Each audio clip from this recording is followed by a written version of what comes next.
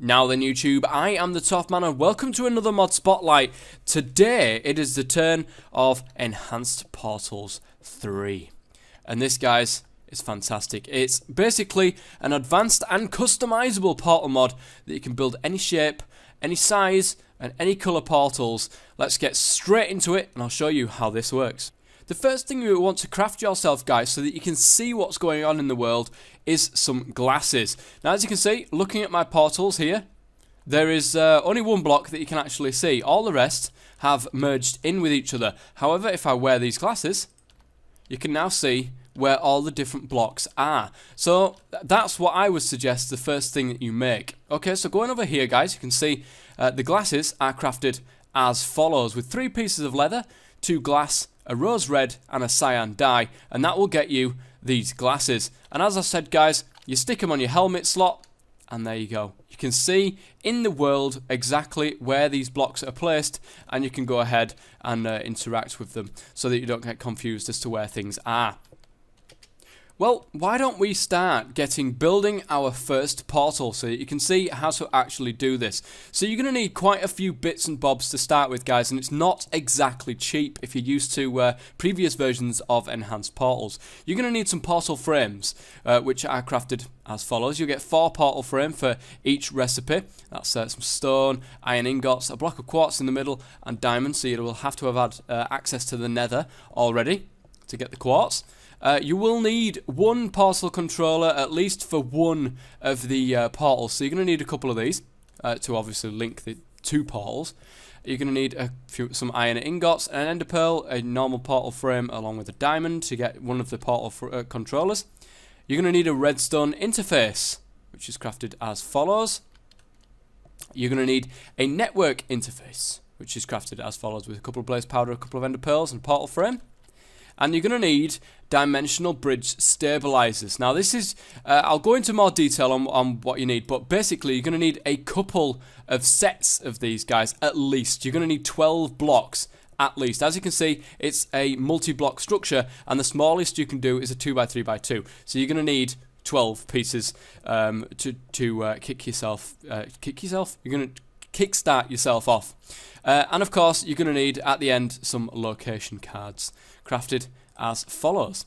So once you've got a few of these bits and bobs, basically, you're going to need to take your portal frames. Now, remember, guys, it's any size, any shape. So we'll do a big one, why not? What about like this? There we go. It will still work, don't you worry. So get your normal basic portal frame, and then you can replace one of the blocks with your portal controller. Okay, let's pop that in there. Now basically, the portal controller itself, it controls the portal. This is what stores all of the information. Now that you've got the portal controller in place, you can place down the redstone interface. So let's get rid of that block and put the redstone interface above it. It doesn't matter where you put it, as long as it's in the portal frame and you can get access to it. It doesn't really matter where you put this. So what does the redstone portal, what does this redstone interface do? Well, we'll see that when we go forwards. Next on the list is the network interface, of course, which we've got right here. Let's go and plop the network interface above it like that. And that's basically it. For the start, this is all you need. So how do you actually get this portal to do anything? Well, of course, it needs somewhere to actually link to. You're going to need 2 portals. And as if by magic, there's the second one. Okay, oh, another really good point, guys. If you've got Optifine installed, make sure you go into your options and go into quality and turn your connected textures off, otherwise you'll crash. But if you haven't got Optifine, you should be fine. So, okay, what do we do now we've got 2 portals that are not connected, not edited, not done anything with? How do we actually interact with these portals itself? You're going to need a wrench, guys. You're going to need a wrench first and foremost, which is basically 3 iron ingots with a nether quartz, and that will get you the wrench. Now, you're also going to want to set up your dimensional bridge stabilizers now. Now you've got 2 portals. It needs somewhere to get power. Now this is configurable within the config options. You can turn it off so it doesn't require any power. But you're still going to need, I believe, you still need the dimensional bridge stabilizers to be able to link it to something. So I've got this set up right here. And basically put your dimensional stabilizers down in this kind of fashion, in a 2x3x2 block, and get a wrench, as I've told you how to, and right click the dimensional bridge stabilizer. And you can see that it creates this block. Now as you can see, I've got redstone, I've got thermal expansion installed as well, so that I can show you guys how this works. But if you don't have thermal expansion, go into the configs and just edit it so it doesn't require power. So as you can see, I've got power going into this, and there's a couple of different modes, which I'll get to in a bit. But basically, this is where it's going to be linked to, and this is where it's going to draw its power from. Well, how do we link these portals to the power? Well, simple. Take the location cards I told you earlier. Go inside the dimensional bridge stabilizer and plop a location card into there. As you can see, it's now got a little tooltip on there saying location set. And basically, we go over to the portal that you've created and go onto the portal controller block and right click on it. The portal was initialized successfully, which is fantastic. And now you can use your wrench and right click on the portal controller. Now we'll get to this in just a second, but we're going to go ahead and do the exact same with the other portal so that we can get things moving with that. Okay. So now we've got both portals that are linked to the power source, which is fantastic. How do we actually link them to each other? That's the point of this whole thing. How do we get from one portal to the other portal? Well, guys, this is how you do it. Go into the portal controller, set a unique identifier. Now this can be anything. I'm just going to go ahead and do a golden apple and save it. Okay, you can see the portal components are right there. Go into the redstone interface, and there's a few different things here. Now basically what you want to do right at the start, guys, is leave it on input. There's no point in changing that at the moment. Leave it on input and leave it on create portal on signal, and everything will be okay. There's a few different things that you can do, guys. You can remove the portal on signal when it receives the redstone signal, create portal on a pulse, remove the portal on a pulse, dial specific identifier on an input, to dial randomizer. We'll get into some of these later on, but you really don't need to know much about this. You can, trial and error that if you like. But we just want to leave it on create portal on signal with the input. You can of course do an output and trial and error, guys. Just go through all that and just experiment at will. So we'll leave it on input and leave it on create portal on signal. Now let's go ahead and get a lever. And when we flick this lever, oh, I've already got one. When we flick this lever, it will go ahead and create a portal. But we're not finished yet because we haven't actually connected it to this one over here. And that's what this block is for, the network identifier. And this will allow you to set a network of portals together. So let's go ahead and set this to, I don't know, glowstone. And we'll save that. Network portals 1. We've only got one portal on this glowstone network, which is fine because we haven't actually gone ahead and done any of these settings yet. Now, the unique identifier always has to be unique to the portal itself. Don't go ahead and click that again because we've already got a portal that's on that particular unique identifier. And this becomes more prevalent when you get to the dialed portal block, which we'll get to in a moment. So we'll leave this one as nether wart. Okay, and of course, input create portal on signal. We'll leave that as is. And remember, guys, that this one has to be the same as the network that you want it to connect to. So the glowstone.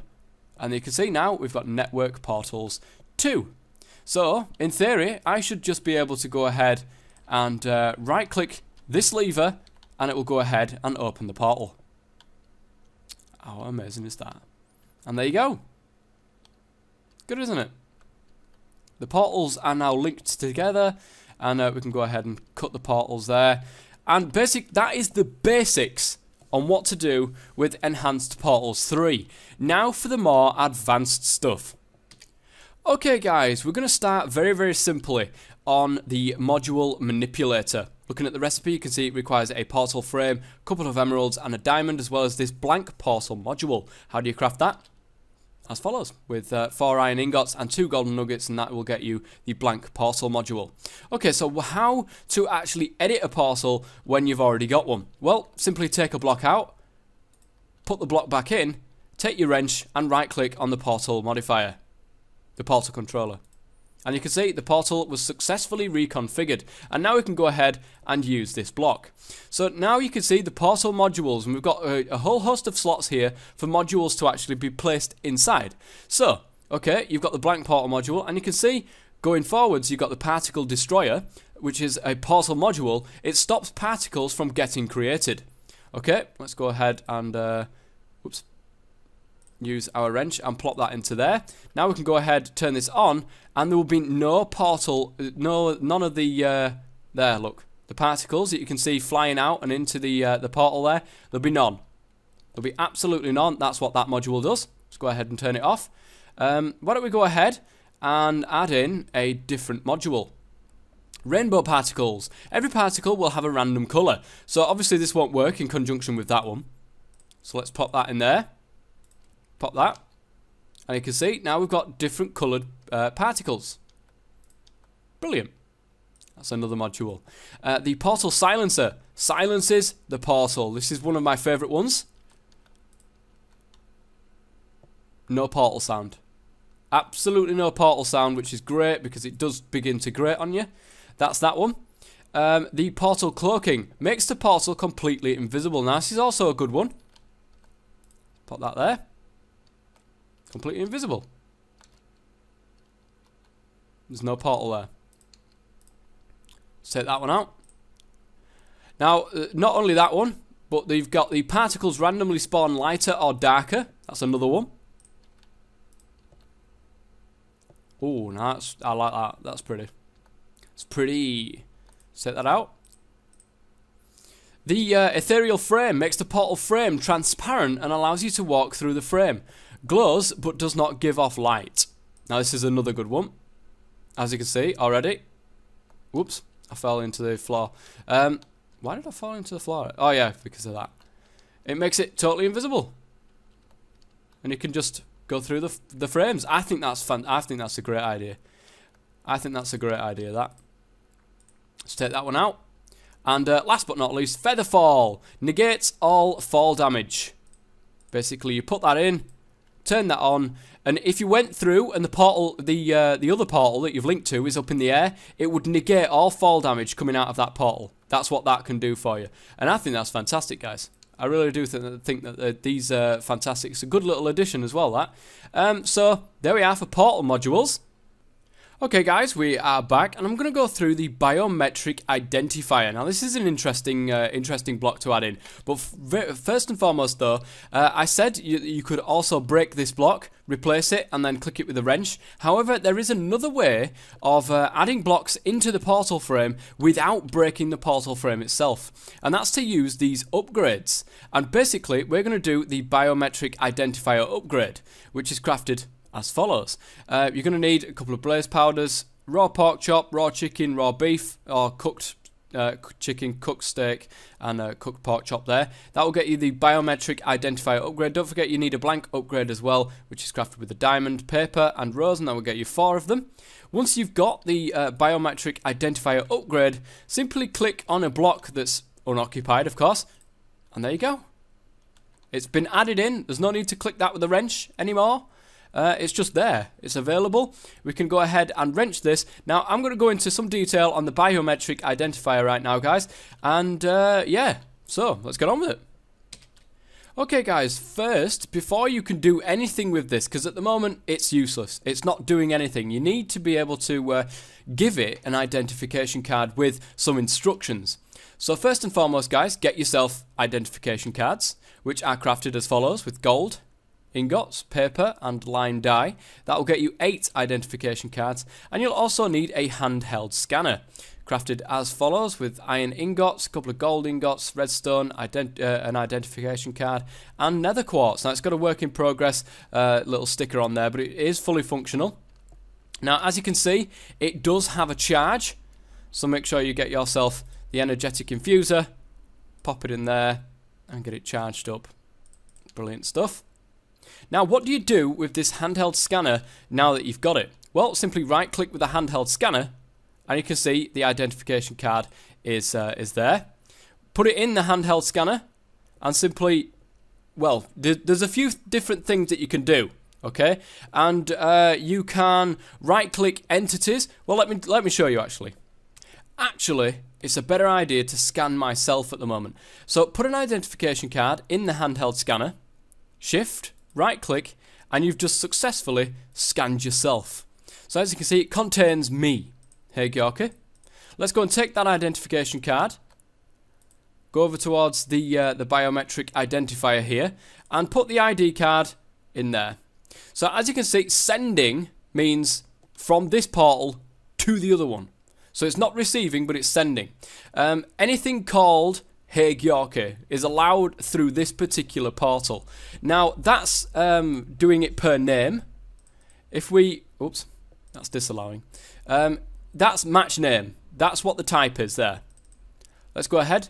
That's match the type, which is a player. Anything of the type player, which means any player can go through this portal, or you can disallow it, disallowing any player going through there. And then finally, match name and type. So it's Hey Georgie and player, which is good. Now, depending on what you've scanned, like I said, guys, you can also scan entities. So you can send pigs through, or you can send cows through, or you can send anything through. Or if a particular thing has been given a name by a name tag, you can scan that name. Like Hey Georgie, you can scan that animal, it's got a name, it's allowed through, or disallowed. Whichever way that you want to do it. Of course, you can go ahead and receive. This list is not enabled. You can do it on the other portal as well. But that is basically the, in basic terms, that is the biometric identifier. You can go ahead and activate it. And that's done. Or is that actually no entries found? I think that's receiving actually, and then you can put the ID card in there as well. So on this side is sending, on this side is receiving. I do apologise about that. But there we go, that's the biometric identifier. Okay guys, I'm going to get into the dialing device now. Now instead of breaking the portal, I'm just going to go ahead and use a dialing device upgrade, which is crafted as follows. And pop that right there. Oh, you can't have a dialing device and a network interface. So let's get rid of that. And it looks like I'm going to have to put that in there anyway. So let's successfully reconfigure that. Okay, so if you want one portal to go to many different portals that are on different networks, this is the one for you. The dialing device here will allow you to put in unique identifiers. Now remember earlier I said that each portal has to have its own unique identifier, and this is one of the main reasons why. The dialing device will allow you to put in anything here, and it will dial that particular portal and that only portal. So let's go ahead and have a look at one that's over here. That one, there it is. That one is a nether star, for example. Okay, so let's go to the dialing device here, put in a nether star and click dial. And as you can see, there it is. And it's gone ahead and opened that portal. Now these are on totally different networks, yet because of this dialing device, I can dial whatever portal I like and go to wherever I like. And I think that's a fantastic idea, and I absolutely love it, guys. I really do love it. That is the dialing device. Well, guys, it pretty much covers nearly everything apart from one last item. And it wouldn't be enhanced portals, guys, without getting some kind of customization. Let's bring in the nano brush. Crafted as follows: a couple of bits of sticks, a couple of bits of string, that's right, and any type of wool, now either direction, left or right, and you can get the nano brush. Now this thing is brilliant, guys. Basically go onto your portal frame, right click that portal frame, and it will give you a customization menu. Let me just get rid of that a second. As you can see, the color, okay, I can make this whatever color I like, and click save, and there we go. I've changed the color of the portal. Now, and not only that, guys, but let me reset that and save it. Okay, it's back to normal. Not only that, but you can actually set a custom frame by taking a block, put it in the facade, And look at that, guys. Okay, let's go ahead and edit the colour of this. And there you go. The possibilities literally are pretty much endless, guys. Let's put stone in there. That's redstone right there. Fantastic. Magenta wool. Which would be actually just any kind of wool because this is the colour. And of course, all the way to like pistons and stuff like that. Red pistons. Look at that. How awesome does that look? Now, not only that, guys. Not only that, let's reset this and back to normal. Not only that, but you can change the colour of the portal by double clicking for some reason. There's the red portal, grey portal, and so on and so forth. And last but not least, that's right, guys, you can change the particles that they emit. Oh, let's go ahead and double click this hearts one, and there you go. There you go. And of course, you can change the colour of them as well. How awesome does that look? Oh, like little ender hearts. Oh, that's fantastic, that is. Let's get some angry faces in there as well. There we are, look. So, there we are, guys. You've got to love the customization. You've absolutely got to love that customization. I think it's brilliant.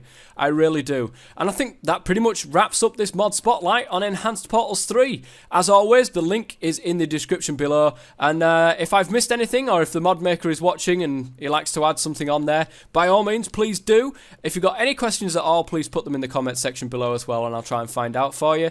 And as always, I've been the Toff Man. Until next time. Stay safe.